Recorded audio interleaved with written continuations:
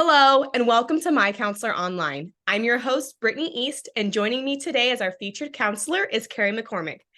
Carrie, before we jump into your article, which I'm really excited to share, can you share a little bit about yourself for those viewers who may not know you yet? Well, I guess professionally, I have been doing this work since 2018, when I fresh out of school, and just really love it. I'm married and have two young daughters, and I do this part time, and then I'm a mom the other part of the time. So, That's awesome. Well, I feel like your article, so it's called Transforming Social Anxiety. I know we're kind of in the holiday season where there's a Mhm. lot of social events coming up. So I feel like this is Mhm. really like perfect for the season. What Mhm. inspired you to write this article?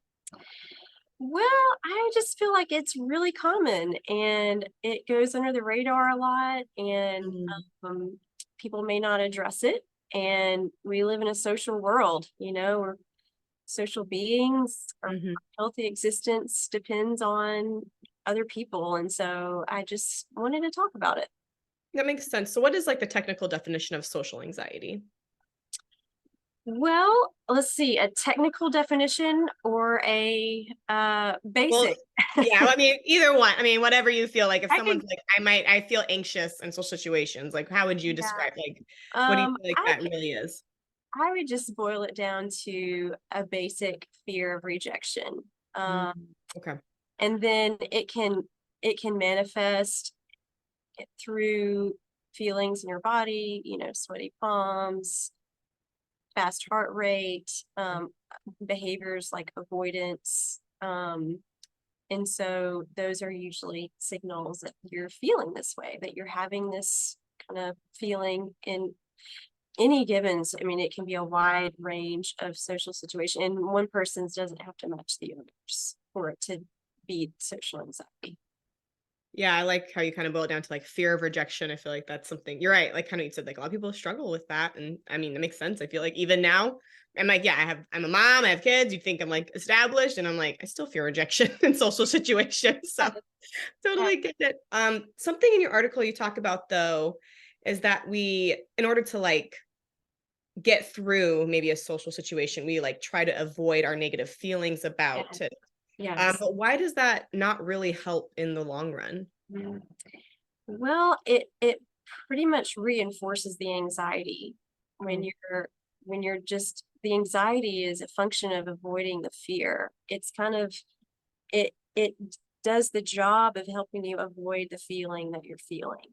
okay. So if you're just doing that, then it's just going to reinforce and kind of keep you stuck in the fear. Okay. Yeah, so basically like you kind of will never be able to like graduate to handling the social Right. situation is what I'm hearing. Yes. Yeah. And you'll just kind of be stuck in this anxiety pattern as opposed to really understanding your feelings and getting someone to meet you there as opposed to being Mhm. alone and in it by yourself.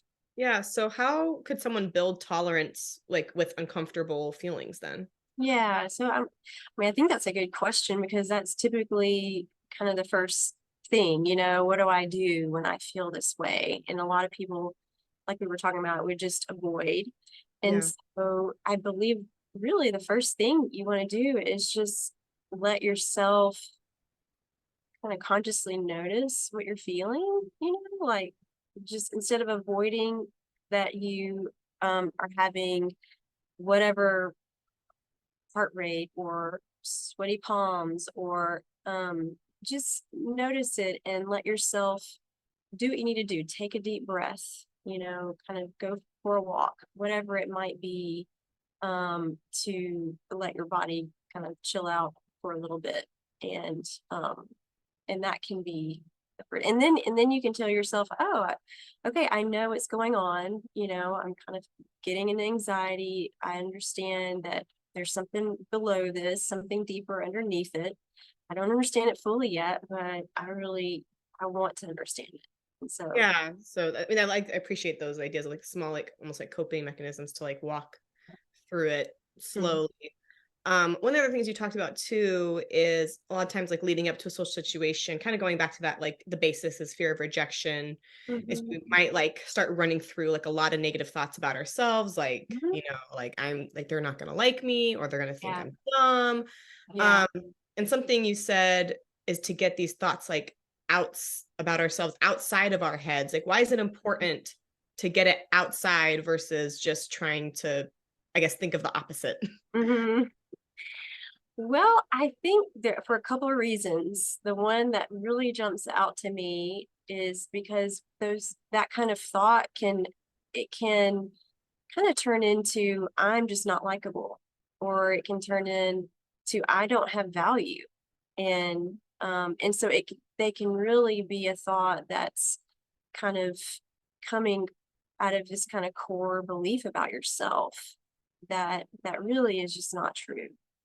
And when you can when you can challenge these thoughts, when you can actually know that you're so some people don't even know that they're having these thoughts, and so they can just be in them and not aware of them. And Okay. so it's helpful when you take the time to even listen to the thoughts. Then Okay. you can have a really good chance of getting to the root of them and not be stuck in them. No, that makes sense. I feel like, yeah, I mean, I think you're right. Sometimes we don't even realize like why we're feeling upset about a situation or we're getting nervous and maybe like you said, like talking them out. So what's the best way to do that? Is it like writing them down? Is it Mhm, talking to someone else? Like how would you mhm. just how's the best way, yeah, for you to get those thoughts out? Yes, I would say both of those things. I mean, first of all, journaling can be great, a great thing to do. And then, yeah, and having somebody who would be really understanding that you can Mm, share with, and whether that be a friend, a mentor, a counselor, somebody that would just kind of not judge you and listen and just be open to ask questions and hear more. And so, so that you're not, I think the best thing is to not be alone with them. no, that totally makes sense. And then something else you suggested as far as like, so okay, so we're working through these negative, like kind of, going back to like the whole leaning into these uncomfortable feelings. So we're Mhm. working through those negative thoughts. And then the next thing you Mhm. talk about is thinking like through past like both negative and positive social interactions. Why Mhm. is it important to think through both? Because part of me would feel like I should just focus on the positive, like the ones that went well. I don't want to revisit Yeah, like these negative interactions. yeah. I think it could be helpful to kind of, in a way, just revisit the negative ones, because sometimes it can help you really revise what Mm, happened. Because you can experience something and then form a belief around that experience.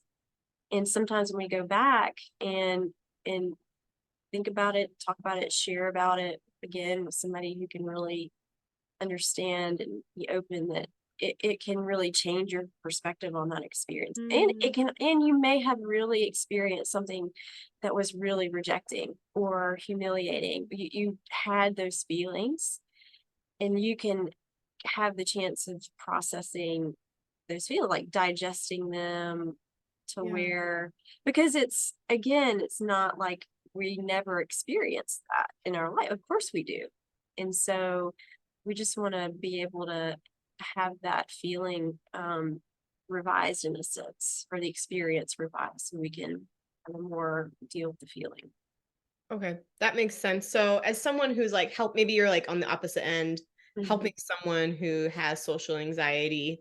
Hmm. How could you help like your friend experience this? I mean, I know you talked about like listening and stuff. Is there like specific questions to ask, or is it just Yeah. I mean, empathy? Like how like what's yeah. helpful when we're helping I someone? could say don't jump in and try to fix it, or don't say, you might say things like, "Oh, just don't worry about what people think about you." Yeah, And it's just not that easy. I mean, for some people it could be an aha moment and great, but for some it may not be that easy to just not worry about. So I would just say that don't jump in to fix it, and even offer to be supportive. How can I just be with you? You want to share with me what you're about to go through, that you're worried about, you're afraid about? How can I be there to support you? Do you want to call me after? Like, just things like that could be helpful. no, That makes sense. This is something I was just thinking about as we were talking too. Like, how do you know maybe like when it's time to get like professional help, like maybe a counselor to help with your social anxiety versus just like, I mean, obviously these have been really great tips and we've talked Yeah. about like doing it through with like a friend or someone Hmm. who's trusted. Like, how does someone know though, and like, hey, like, I think I might need like Hmm. more like deeper help? I would say to the degree that it is keeping your life small. So Mm, if you're wanting to, whatever it may be, if you're wanting to have a conversation with somebody, or it could be go on a date, or it could be, do a performance, or it could be just whatever the thing is for you. If this is keeping you from doing that and that's keeping your life small, then I would say go. Like, go try to get help, and so that you could have the opportunity. You don't know what could come of it, if you just take that step. no, that makes sense. What final piece of advice would you give to the people who are watching this today? Mhm. I think it would be just something similar to what I just said. I would say, like, if you assess, think about kind of, if you didn't have this anxiety, if it were not there, and you can imagine what possibilities could emerge from that, and something about that excites you, gives you joy, fills you with purpose, actually maybe feels like something that God's calling you to. Mm, What imagine what that looks like, and keep that in front of you, and let it be, just, kind of like a motivator or a vision. And then do just imagine taking little bitty tiny steps to get there. It's not like you're gonna show up and do the thing tomorrow. yeah. And that's okay. And so I would say, know that you can take little bitty steps to get there, and then also get, if you need the help doing that, by all means, get that. So, Well, Carrie, thanks so much for coming on here and sharing like your insight into helping people with social anxiety. We really appreciate it. oh, it was my pleasure. And for everyone who joined us today, thank you so much for watching, for listening. We love being able to share just the tidbits that our counselors have for you through here. Obviously, if you feel like you want to talk more about this, you can always find us, find My Counselor online to search for a counselor. These are real counselors that I'm talking with that get to share their insight. We really love that we get to do that with you. If you have not checked out our other videos, you can go find them on YouTube. If you search MyCounselor.Online Christian Counseling, we have a huge backlog of all different interviews and mental health topics that we work through. You can also find us on Facebook and Instagram if you search Love My Counselor. Thanks so much for joining us, and we'll see you next time on My Counselor Online.